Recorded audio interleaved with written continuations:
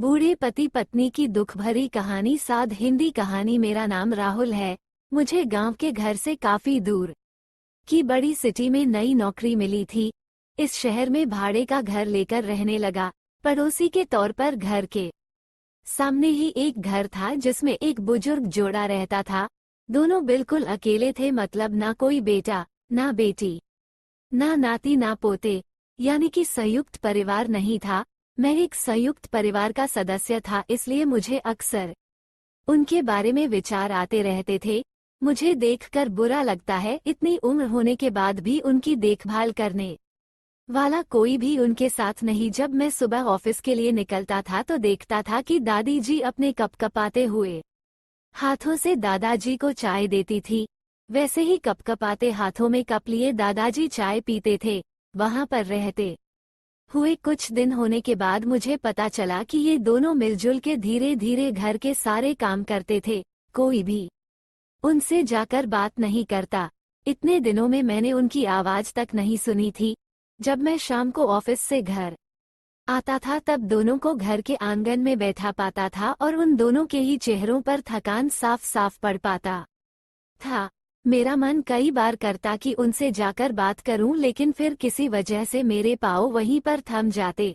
मैं जब उन्हें देखता था मुझे मेरे दादा दादी की बहुत याद आती और मैं घर पर फोन लगाकर उनसे बात कर लिया करता। एक संडे जब मुझे ऑफिस में छुट्टी थी तो मैंने देखा दादी जी काम कर रही थी, लेकिन उन्हें रोज की अपेक्षा आज काम करने में कुछ ज्यादा ही तकलीफ हो रही थी। मैंने उनके पास जाकर पूछा कि दादी जी, आपकी तबीयत तो ठीक है ना? क्या मैं आपकी कोई मदद कर सकता हूँ? उन्होंने प्रतिक्रिया नहीं दी।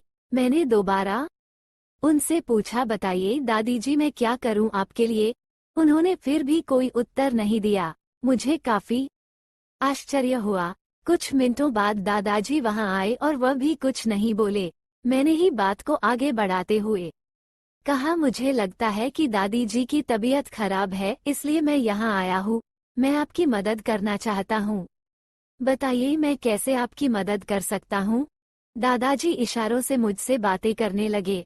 उन्होंने इशारों से मुझे बताया, ई दादी जी सुन और बोल नहीं सकती। उन्होंने ये भी बताया कि वो खुद भी बोल नहीं सकते, वह सुन सकते हैं, मेरी बात समझ सकते हैं। उन्होंने इशारों से दादी से कुछ कहा और दादी ने मेरी तरफ देखकर मेरे माथे पर हाथ फेरा।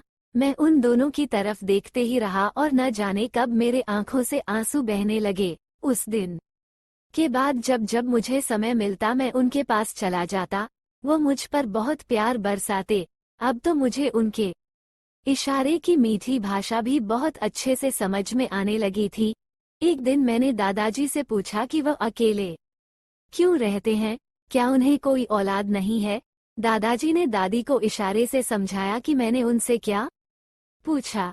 फिर दोनों मेरा हाथ पकड़कर मुझे आंगन में ले आए और अपने आंखों के आंसू पोंछे और उंगली का इशारा करते हुए एक साइकिल मुझे दिखाई। साइकिल को देखकर मैं समझ गया कि उनके परिवार वाले उन्हें छोड़कर कहीं जा चुके हैं और अब उनके हिस्से में केवल यादें ही बची है। उन्हें रोता हुआ देखकर मैं भावुक हो गया और मैंने दोनों को गले से लगा लिया। उन्होंने मेरे ऊपर अपने सीने में सालों से बंद प्यार के बादलों से प्यार की इतनी बारिश कर दी कि मैं पूरी तरह उसमें भीग गया।